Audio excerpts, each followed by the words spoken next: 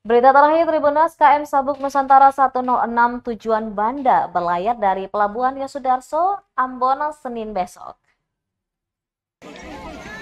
Kapal Sabuk Nusantara 106 dikabarkan akan berlayar dari Pelabuhan Yosudarso, Kota Ambon menuju Pulau Banda, Kecamatan Banda, Kabupaten Maluku Tengah pada Senin 24 Oktober 2022. Berdasarkan jadwal dan rute pelayaran KM Sabuk Nusantara 106 Jumat 21 Oktober 2022, kapal tersebut hari ini akan berangkat dari Pelabuhan Banda dan akan tiba di Pulau Ambon pada Sabtu besok. Kapal itu kemudian akan kembali ke Pulau Banda pada Senin awal pekan depan nanti. Petugas kapal France menjelaskan sesuai rute, biasanya setelah tiba di Ambon, kapal tersebut akan bermalam selama 3 hari. Namun karena ada event tahunan penting di Pulau Banda, sehingga permintaan tiket meningkat. Oleh karena itu, kapal hanya bermalam selama 2 hari dan melanjutkan perjalanan lagi ke Pulau Banda.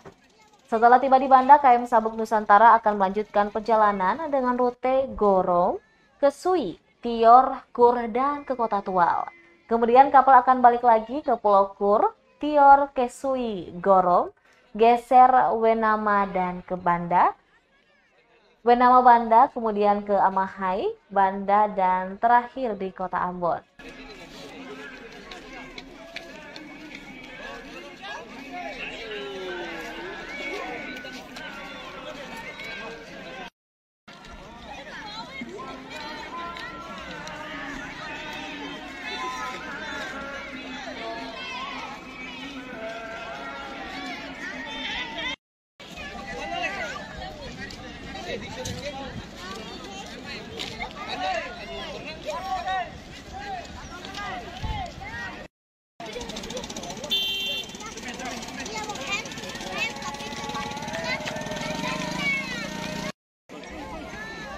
Terima kasih sudah nonton.